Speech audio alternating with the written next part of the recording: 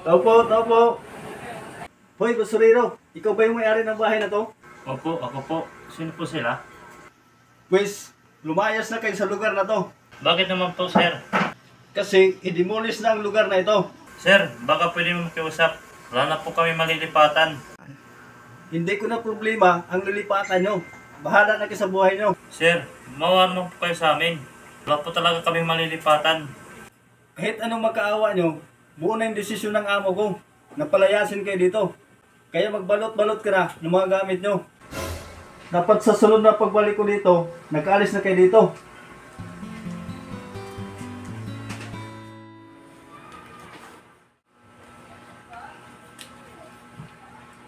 Itay, ang lalang ng iniisip nyo. May problema po ba? Wala na. Pagod lang ako sa maghapon, pangangalakal. Itay, alam kong may problema kayo. Kilala ko kayo. Hindi ka naman ganyan. Anak, pinapalayas na tayo dito sa tinitirahan natin. Ha? Itay, saan tayo maninirahan? Hindi ko nga rin alam, anak.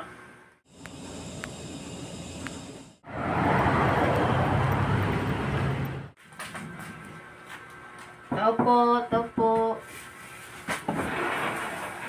Ano po yun, Ali? Magandang umaga po. Pwede po ba makiinom? Nauuhaw na po kasi ako. Sige. Tatawagin ko lang po yung anak ko. No, anak. Magdala ka dito ng tubig. May isang baso. Itay, ito ho. Ibigay mo sa Ali. Ale, ito ho. Ali, baka nagugutom na po kayo. At mayroon na pa naman natirang konting kanin at saka ulam na sardinas. Sige po, baka pwede na rin makikain. Maraming salamat, Mang Rodel. At saka sa'yo, Nono. Sa pagpapatuloy niyo sa akin dito. Napakabuti ang iyong kalooban sa kabila ng kahirapan niyo dito. Walang anuman po, Ali. Sige po, mag-iingat po kayo sa inyong paglalakad. Gusto ko man kayong pigilan, pero mas ginusto niyo po maglakad-lakad lang.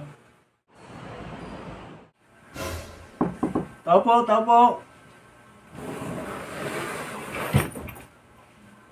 Hoy, basurero, pinatawag kayo ng may-ari ng lupa na to. Bakit kaya, sir?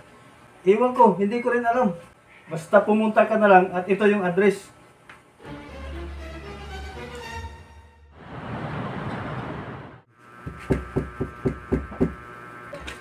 Oh, sino yan? Sige, inantay kayo ni Madam. Tuloy ka na kayo dito.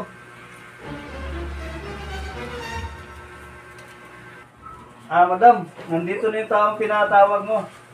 Mang Rodel, Nuno, halina kayo.